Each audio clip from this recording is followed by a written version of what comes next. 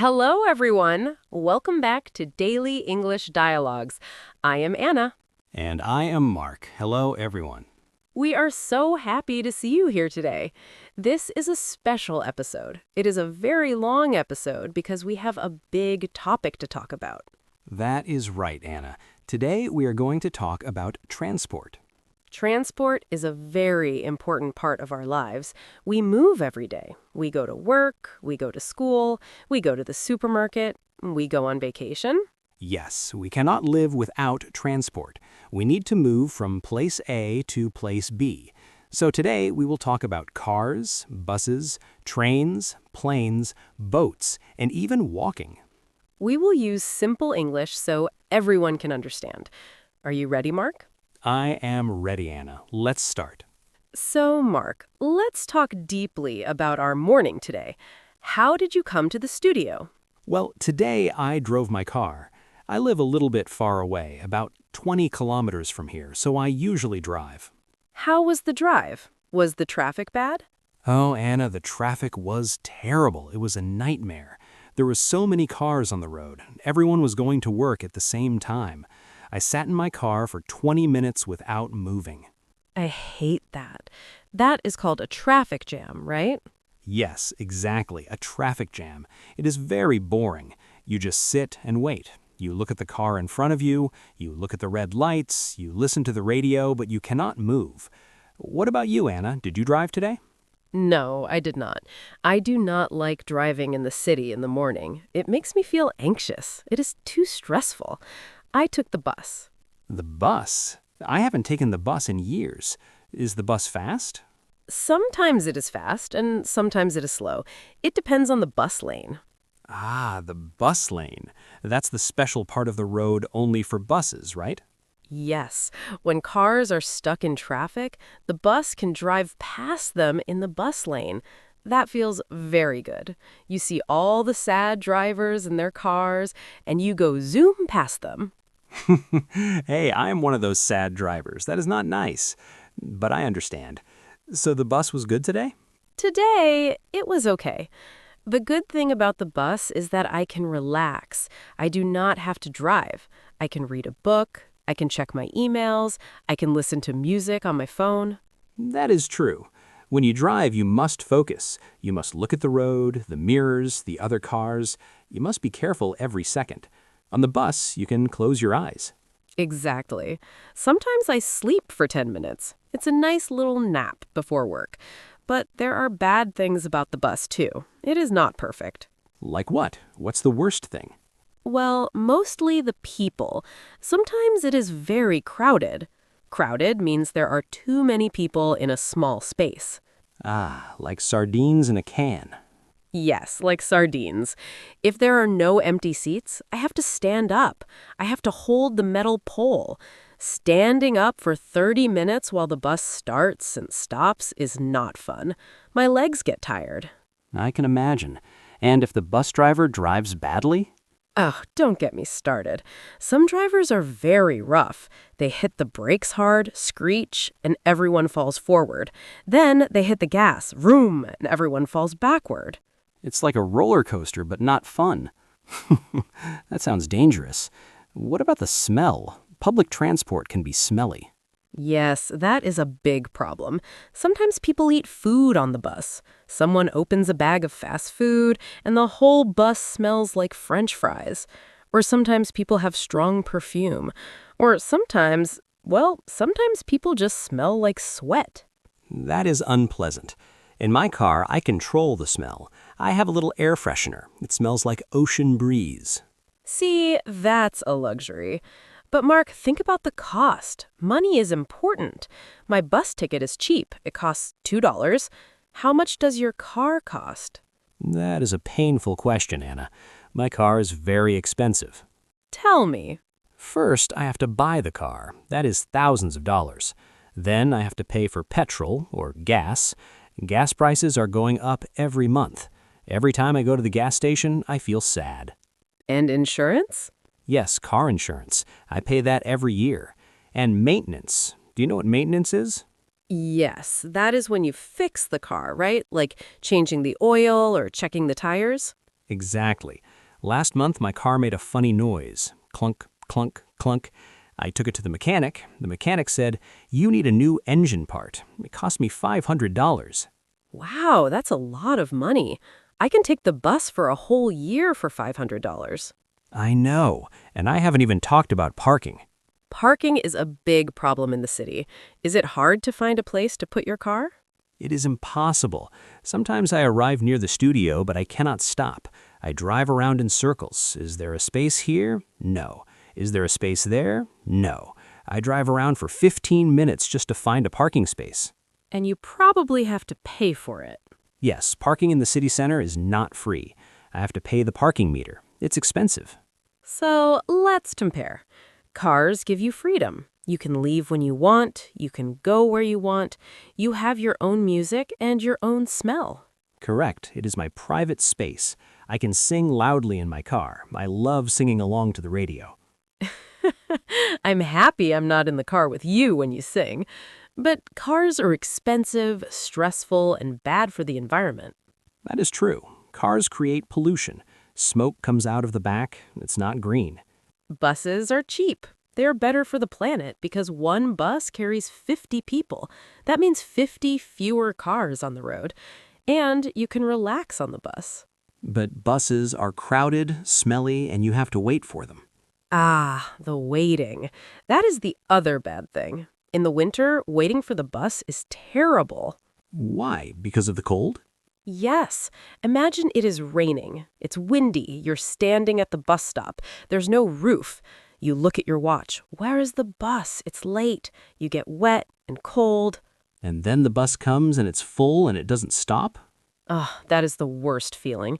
The driver looks at you, shakes his head, and drives away. You have to wait another 20 minutes for the next one. In my car, I have a heater. I turn it on, and in 2 minutes, I'm warm and cozy. I have heated seats, too. My back gets warm. Okay, Mr. Rich Guy with your heated seats. That does sound nice. What about the time? Do you have to wake up earlier to take the bus? Yes, if I drive, I can leave my house at 8:30. If I take the bus, I have to walk to the bus stop. That takes 10 minutes. Then I wait for 5 minutes. Then the bus ride takes longer because it stops many times. It stops to let passengers on and off. Yes, every few blocks the bus stops. Stop, open doors, wait, close doors, go. So to get here at 9, I have to leave my house at 8. So the bus takes 1 hour, but the car takes 30 minutes. Yes, on a good day, yes. So you save time with the car, but I think you lose money. Time is money, Anna. That is a famous saying, but I like to use my travel time. Do you listen to podcasts in the car? Yes, I listen to English podcasts, just like our listeners. It's a great way to learn while driving. I repeat the words. If the podcast says transport, I say transport. And the other drivers look at me like I'm crazy. That's funny. I do the same on the bus, but I do it quietly. I whisper. So, Anna, if I gave you a free car today, a brand new red car, would you drive it? That is a difficult question. I think I would use it on the weekends. On the weekends? Yes. On Saturday and Sunday, I like to go to the mountains or the beach. The bus does not go to the beach easily. You have to change buses 3 times. It takes forever. So for trips outside the city, the car is king. Yes. For shopping, too. If I go to the supermarket and buy 5 bags of food, I cannot carry them on the bus. It's too heavy. Oh, I saw someone try to do that once. A lady had 4 big bags of groceries on the bus. The bus stopped suddenly and her oranges fell out. Oh, no. Yes, oranges were rolling everywhere. Under the seats, down the aisle. Everyone was helping her catch the oranges. It was funny, but also sad. In a car, you just put the bags in the trunk. The trunk is the storage space at the back of the car. In British English, they call it the boot, right? Yes, put it in the boot. It sounds funny to Americans. So for heavy shopping and weekend trips, the car is better. But for going to work in the city center, I still prefer the bus. I don't want the stress of traffic. I respect that. Actually, sometimes I wish I could take the bus. Really? Why? Because of parking tickets. Did you get a parking ticket? Yes, last week. I parked in a no parking zone by mistake. I didn't see the sign. When I came back, there was a piece of paper on my windshield, a fine for $50. Ooh, that hurts. Yes, so maybe tomorrow can I ride the bus with you? Of course, but you have to bring exact change. You need coins for the machine. I will bring coins, and I promise I won't sing loudly on the bus. Okay, Anna, we talked about cars and buses on the street, but what about under the street? Ah, you mean the subway or the metro. Yes, in London they call it the underground or the tube. In New York it is the subway. In Paris it is the metro. There are so many names, but they are all the same thing. Trains that go in tunnels under the city. Do you like them? I have a love-hate relationship with the subway. Why? I love it because it is fast. There is no traffic, no red lights, no stop signs. You just go zoom through the dark tunnel. Exactly. You can go from one side of the city to the other side in 20 minutes. In a car, that might take 1 hour because of traffic jams. But I hate the stairs. Oh, the stairs, yes. Sometimes the escalator is broken. You have to walk down, down, down. It feels like you are going to the center of the earth. And then you have to buy a ticket. The ticket machines are always confusing. They are. There are so many buttons. Single trip, return trip, day pass, zone 1, zone 2. It gives me a headache. I usually just use my card now. I have a travel card. I just tap it on the gate, beep, and the gate opens. That is called the barrier or the turnstile. You have to be fast. Tap, walk. If you are too slow, the gate closes on your legs. That happened to me once. It hurt my leg. I looked very silly. Everyone laughed. Oh no. So once you are inside, you have to find the right platform. The platforms are where you wait for the train, but finding the right one is hard. You have to look at the map. The subway map is famous. It looks like a big bowl of colorful noodles. Red lines, blue lines, green lines, yellow lines. They all cross each other. And you have to know your direction, northbound, southbound, eastbound, or westbound. Yes. Northbound means the train is going north, up. Southbound means it is going south, down. If you get on the wrong train, you go the wrong way. Have you ever done that? Oh yes, many times. I was reading a book, I did not look at the signs, I got on a train, after 3 stops I looked out the window and said, wait, this is not my station. I was going east, but I wanted to go west. That is annoying. You have to get off, cross to the other side, and go back. Exactly. So my tip is, always check the sign on the front of the train. Let's talk about the station itself. Some subway stations are very dirty and dark. There are rats on the tracks. Yes, rats. I see them running. But some stations are beautiful. In Moscow or Stockholm, the stations look like palaces. They have art and chandeliers. That sounds nice. In my city, they just have musicians, buskers. Buskers are street musicians, right? Yes. Sometimes you hear a violin or a guitar. It echoes in the tunnel. It sounds very cool. I like that, but I do not like the noise of the train. Screech! Yes. When the train arrives, the brakes make a loud metal noise. You have to cover your ears. And the wind, the train pushes the air. Whoosh, your hair goes everywhere. It is very dramatic. And then the doors open. But you must be careful. You must mind the gap. Ah, the famous phrase, mind the gap. It means be careful of the space between the platform and the train. Sometimes the space is big. If you are not looking, your foot can fall in. That is scary. So you step over the gap and get on the train. Is it hard to find a seat? In rush hour, 8 a.m. or 5 p.m., it is impossible. Every seat is full. So you have to stand. You hold on to the strap or the pole. Yes, and you sway. The train moves left, you move left. The train moves right, you move right. It's like a dance. A dance with strangers. Yes, and people are very close to you. You're shoulder to shoulder. It can be uncomfortable. In the summer, it is very hot. And smelly? Sometimes, yes. But there is a rule, right? An unspoken rule. What rule? Don't make eye contact. Oh, yes. On the subway, you do not look at people. You look at your phone, you look at the floor, you look at the advertisement on the wall, but you never look at the other person's eyes. Why is that? I think because we are too close. If I look at you, it's awkward. It feels strange. That is true. Everyone is in their own little bubble. But there is one time you should look. When? When an old person gets on the train or a pregnant woman. Ah, yes, you must give up your seat. That is polite. That is good manners. Exactly. If you see a grandma standing up and you are sitting down, you must stand up. You say, "Please, take my seat." I always do that. It makes me feel good. Me too. So the subway is hot, loud, and crowded, but it is the fastest way to travel. And you know what? It's great for people watching. What is people watching? It means you just watch the people around you. You see interesting clothes, you see interesting faces. You wonder, where is he going? What is her job? It's like a movie. That is true. You see businessmen in suits, you see students with backpacks, you see tourists with cameras. Everyone is together in the metal tube. So for our listeners, if you visit a big city like London, New York, or Tokyo, try the subway. Yes, don't be scared. Just get a map, buy a ticket, and mind the gap. And if you get lost, just ask someone. People are usually helpful. Just don't ask them while they're running to work. Good advice. Okay, let's leave the city now. Let's go far away. Let's talk about long trips. Do you like trains?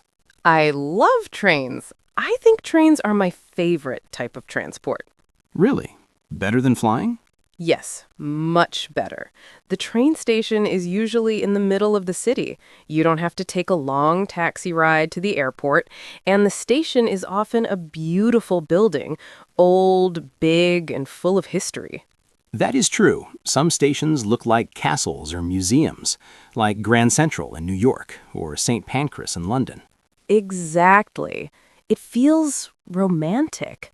You look at the big clock on the wall, you buy a newspaper, you find your platform. Ah, the platform. That is where the train arrives. But you have to be careful. Sometimes the train is very long. Yes, you have to find your carriage or coach. Carriage is the word for the separate cars of the train, right? Yes. If your ticket says Coach F, you have to walk all the way down the platform to find the letter F. And if you have heavy bags, that is hard work. It is. And then you have to lift your bag up the steps, heave, and then put it in the luggage rack. The luggage rack is the shelf above your head. I'm tall, so I always help short people put their bags up. You are a gentleman, Mark. But once you sit down, it is so comfortable. Is it? Yes. The seats are big. You have lots of leg room, space for your legs. You can stretch out. You cannot do that on a plane. On a plane, your knees hit the seat in front of you. That is very true. I also like that you can stand up and walk around. Yes. You can walk to the bathroom. You can walk to the dining car. Tell me about the dining car. Is it like a restaurant? Sometimes. In old movies, it is very fancy with white tablecloths, but today it is usually a buffet car. You stand in line and buy a coffee or a sandwich. Is the food good? Honestly, no. It is usually an expensive, dry sandwich, but it is nice to sit there. You can drink a coffee and look out the window. The window is the best part. I love watching the scenery. Scenery means the view outside, right? Yes, you see the countryside. You see green grass, cows, sheep, mountains and rivers. You see little houses and farms. It's like a moving picture. It is very relaxing. It makes me sleepy. Click, clack, click, clack. The sound of the train is like a lullaby. Have you ever been on a high-speed train? Yes, like the TGV in France or the Shinkansen in Japan. They are amazing. How fast do they go? Over 300 kilometers per hour. Wow, that is incredibly fast. Does it feel scary? No, it feels very smooth. You don't feel the bumps. I had a cup of coffee on my table. The coffee did not move. It was very stable. That is impressive. High-speed trains are great because they're faster than driving, but easier than flying. And you have electricity. You can plug in your laptop. You can work. Many business people use the train now. It is a mobile office. But there is a downside. What is it? The price. Train tickets can be very expensive. Yes, that is the big problem. Sometimes a train ticket costs more than a plane ticket. You have to book in advance. Book in advance means you buy the ticket early. If you buy it 1 month before, it is cheap. If you buy it on the same day, it is very expensive. I learned that lesson the hard way. I once bought a ticket to Manchester on the same day. It cost me $150. I almost cried. Oh, Mark, next time plan your trip. What about night trains? Have you ever slept on a train? Yes, I have, in a sleeper car or a couchette. A couchette is like a bunk bed, right? Yes, there are 4 or 6 beds in one small room. You sleep with strangers. That sounds interesting. It is an adventure. You climb the little ladder to the top bunk. The train rocks you to sleep. But if the person below you snores... Snore, snore. Yes, then it is a nightmare. You cannot sleep, and the bathroom is down the hall. And the bathroom on a train is not always clean. True, it is very small.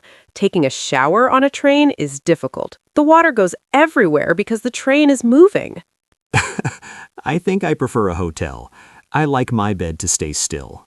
But think about it, Mark. You get on the train in Paris at night, you sleep, you wake up in the morning, and you are in Venice. It's magical. You didn't lose a day traveling. That is a good point. It is efficient. And you meet people. On a plane, everyone is quiet. On a train, people talk. You can play cards with your neighbors. You can share food. I met a very interesting man on a train once. He was a musician. He played his guitar for us in the carriage. See? That doesn't happen on a plane. The security would stop him. True, but what about delays? Trains are often late. Delays are frustrating. The train to London is delayed by 20 minutes due to leaves on the track. Leaves on the track? Is that a real excuse? Yes, in the UK, yes. Or snow on the line, or cow on the track. A cow? Yes, sometimes animals stand on the railway line. The train has to stop and wait for the cow to move. That is funny, but also annoying if you have a meeting. Yes, so trains are beautiful, romantic, and comfortable, but they can be expensive and sometimes late. I think for me, the window seat on a train with a good book and a cup of tea, that is the best way to travel. I agree. It is not just about arriving. It's about the journey. Okay, Mark, we conquered the land. Now let's look up at the sky. Let's talk about airplanes. Flying. It is amazing, really.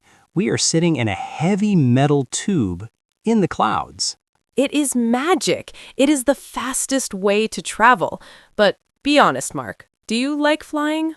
I like being in a new country, but I do not like the process of getting there. Why not? It is the airport. The airport is the most stressful place on Earth. I agree. You have to arrive so early. Yes, please arrive 3 hours before your flight. So if my flight is at 8 a.m., I have to be there at 5 a.m. I am sleepy and grumpy.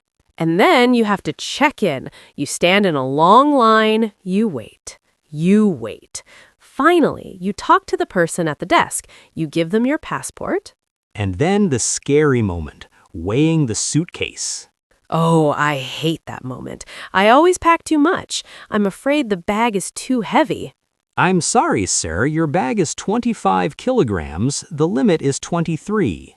And then you have to pay extra money, or you have to open your suitcase on the floor and take out heavy clothes. It is very embarrassing.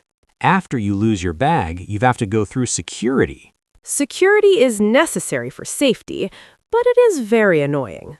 It's like a game where you have to take off your clothes. Shoes off, belt off, jacket off.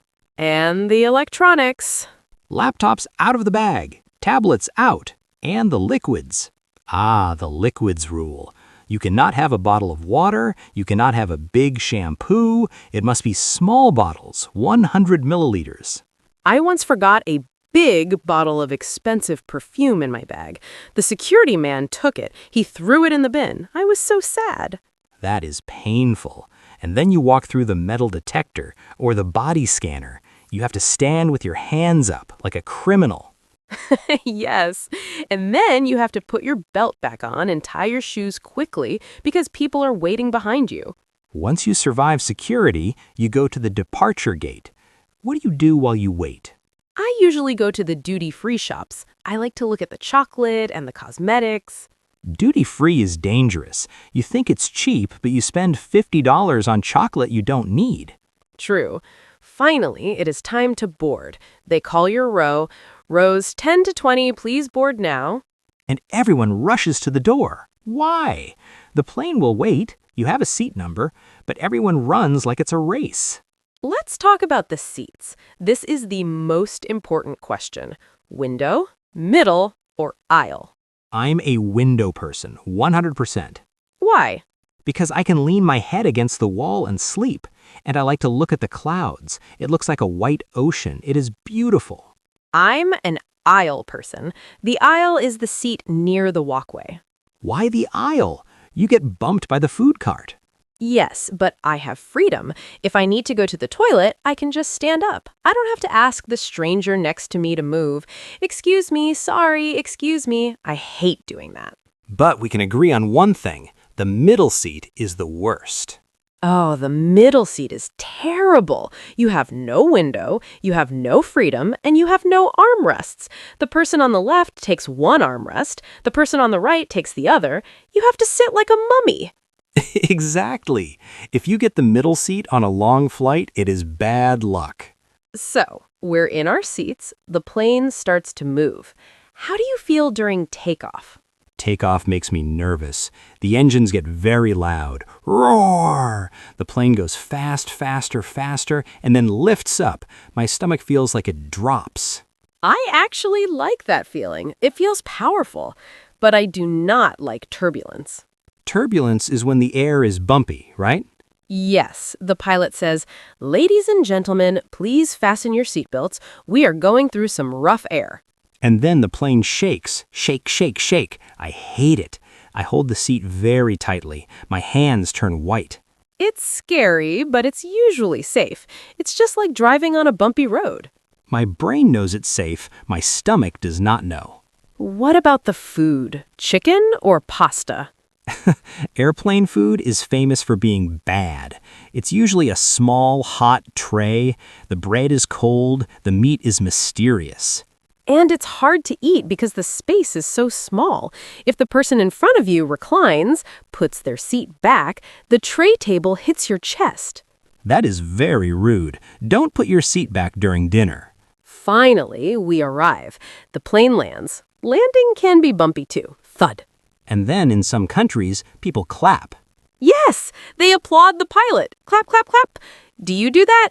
No, it feels strange. I don't clap for the bus driver when he stops. Why clap for the pilot? It's his job. You're cynical, Mark. I think it's sweet. But the journey is not over. We have to go to baggage claim. This is the moment of truth. You stand at the carousel. It's a moving belt. You watch the bags go round and round. And you worry, is my bag here? Did my bag go to Hawaii? You see a black suitcase. You think, that's mine. You run to grab it, but no, it belongs to someone else. And finally, you see your bag. You feel so happy. It's like meeting an old friend. Then you go through customs and immigration, you show your passport again, and then fresh air. But wait, if you traveled a long way, you have one more problem, jet lag. Oh, jet lag. That's when your body thinks it's 3 a.m., but the clock says it's 3 p.m. Yes, you're awake at night and sleepy in the day. You feel like a zombie. It takes a few days to fix, but it's the price we pay. We can cross the world in one day.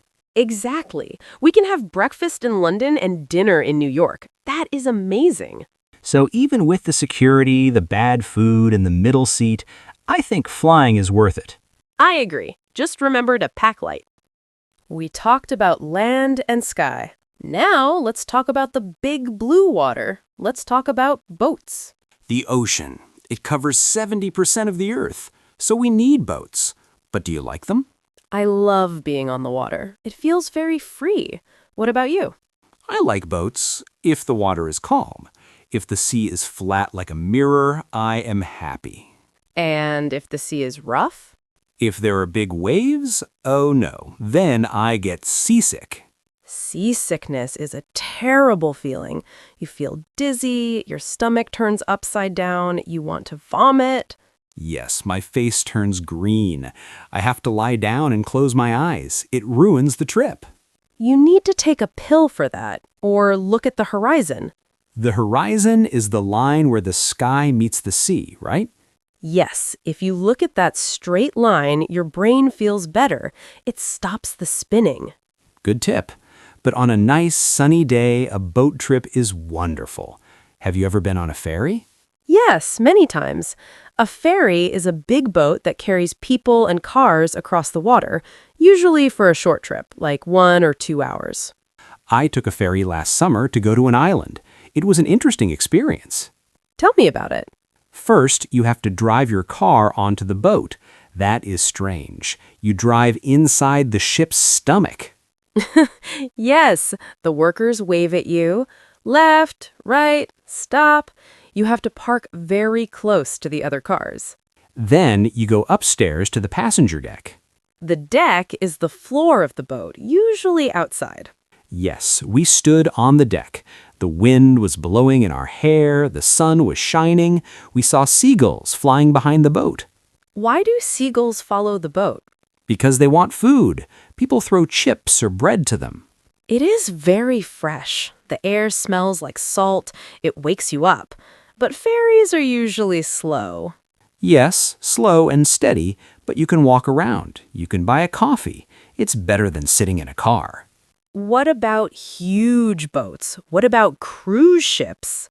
Ah, the floating hotels. Have you been on a cruise? No, never. But my parents love them. A cruise ship is huge. It's like a city on the water. Some cruise ships have 5,000 people on them. That is too many people for me. But think about the luxury. You have a room called a cabin. Is the cabin big? Not usually. It's small. But you only sleep there. The rest of the time, you are eating. I heard the food on cruise ships is amazing. Yes, it's usually a buffet. You can eat as much as you want. Breakfast, lunch, dinner, midnight snacks. You can gain 5 kilograms in 1 week. Easily. And there are swimming pools, cinemas, casinos, and theaters. You can watch a Broadway show in the middle of the Atlantic Ocean. That is impressive. And the ship stops at different places, right? Yes, that is the best part. You go to sleep in Spain and you wake up in Italy. You don't have to pack your suitcase. Your room moves with you. That sounds very convenient. Port of call, that is the name for the stops. Yes, you get off the ship, walk around the city for a few hours, buy some souvenirs, and then get back on the ship before dinner. But what if you were late? What if the ship leaves you without you? Oh, that is a nightmare. You see the big ship sailing away, and you're standing on the dock waving your arms. Wait for me! And you have to buy a plane ticket to catch the ship at the next port. Very expensive. So always wear a watch on a cruise. I think I prefer small boats, like a canoe, a kayak, or a little fishing boat. Why small boats? Because you're close to the water. You can touch the water with your hand. It is quiet, no engines, just the sound of the paddle. Splash, splash.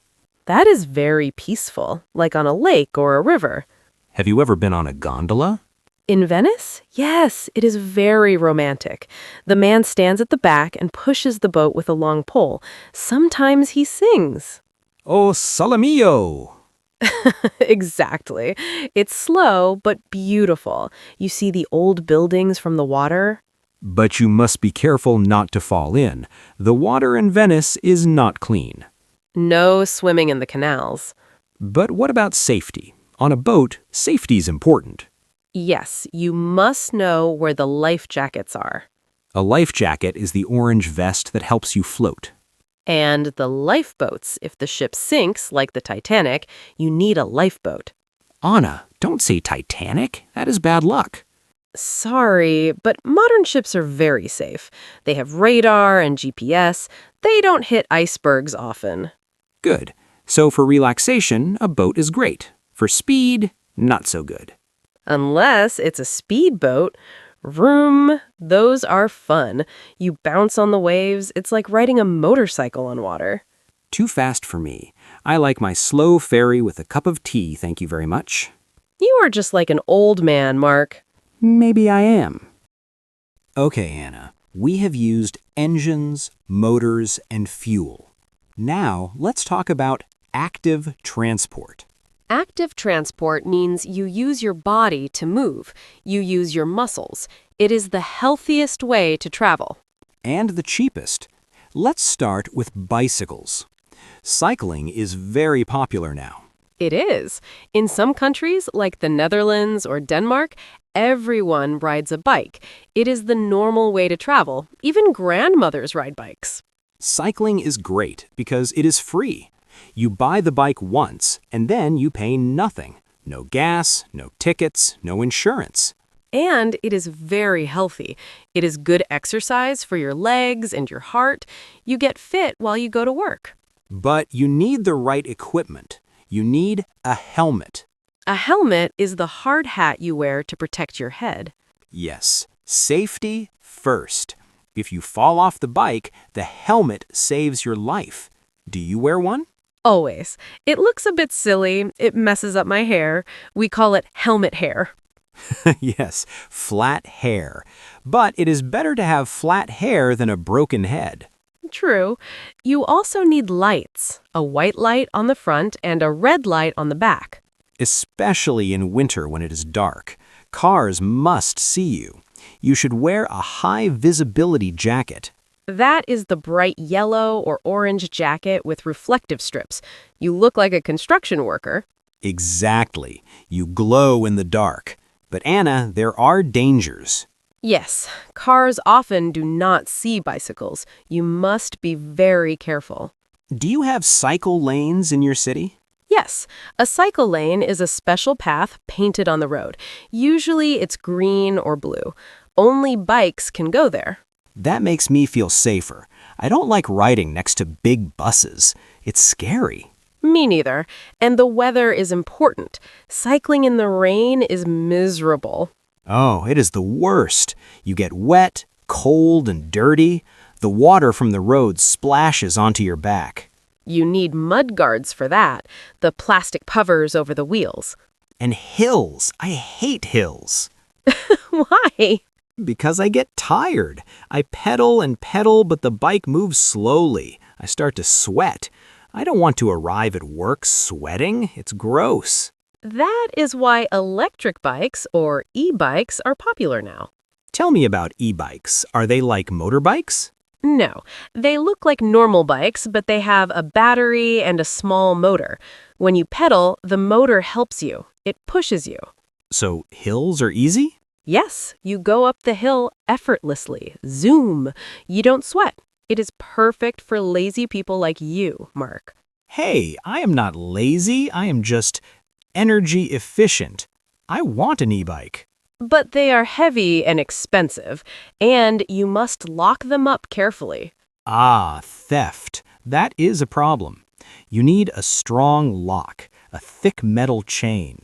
Yes, if you leave your bike on the street without a lock, it will disappear in 5 minutes. Sad but true. Okay, what if you don't have a bike? What about the most basic transport? Walking. We were born to walk. Pedestrians. That's the formal word for people who walk. I try to walk 10,000 steps every day. Do you? I try. I have a watch that counts my steps, but some days I sit in the office all day. My watch says, move. Walking is good for your mind. If I'm stressed, I go for a walk. It clears my head. And you see things when you walk. When you drive, you go too fast. When you walk, you see the flowers, the houses, the cats in the windows. And you can stop at a cafe easily. You can say hello to your neighbors. It connects you to your neighborhood. But you must follow the rules. You must cross the road at the zebra crossing. The black and white stripes on the road. In America, they call it a crosswalk. Yes, you wait for the green man on the traffic light. Don't jaywalk. What is jaywalking? It means crossing the road illegally, crossing where there is no crossing. It's dangerous. Ah, I see. In some cities, walking is actually faster than the bus. If the traffic is gridlocked, just walk. True. I often beat the bus by walking. I wave at the people stuck on the bus. Bye-bye. You're mean, but you need good shoes, comfortable sneakers. Do not walk 5 kilometers in high heels or heavy boots. Or flip-flops. No, your feet will hurt. What about hiking? Is that transport? Hiking is walking in nature, in the mountains or the forest. It is more for fun than for transport. I love hiking. Fresh air, trees, silence. But you need a map. Getting lost in the woods is scary. Yes, where is the path? Always bring water and a map. Before we finish, Anna, what about those electric scooters? You know, the e-scooters you rent with an app. Oh, the standing ones, Lime or Bird scooters? Yes, you see them everywhere on the pavement or sidewalk. They're fun, but they can be annoying. Sometimes people leave them in the middle of the path. You trip over them. And people drive them very fast on the sidewalk. Whoosh! They nearly hit me yesterday. Be careful. They're quiet so you don't hear them coming. I think I prefer my own 2 feet. Walking is simple. It never runs out of battery. And it's free. Exactly. So, listeners, try to walk more. It's good for you and good for the planet. Just look both ways before you cross the street. Well, Anna, we have talked about the past and the present. We talked about steam trains and petrol cars. But what about tomorrow? You mean the future? Yes, let's look into the crystal ball. How will we travel in 20 years or 50 years? That is a big question. I think the biggest change is happening right now. Electric cars, EVs. Yes, petrol cars and diesel cars are disappearing. In 2035, many countries will stop selling them. Everything will be electric. It is good for the air. Electric cars have no exhaust pipe, no smoke. And they are very quiet. Have you ever stood near an electric car? It is silent. Shh. You have to be careful when you cross the road because you cannot hear them coming. True, but there is one problem with electric cars. Range anxiety. What is that? Range means how far you can drive. Anxiety means fear. People are afraid the battery will die before they find a plug. Ah, like when my phone dies. Exactly. If your car battery dies on the highway, you're stuck. You can't just carry a can of electricity. So we need more charging stations. Yes, in the future, we won't have gas stations. We will have charging points everywhere. You will plug in your car while you drink coffee. Okay, so cars will be electric, but who will drive them?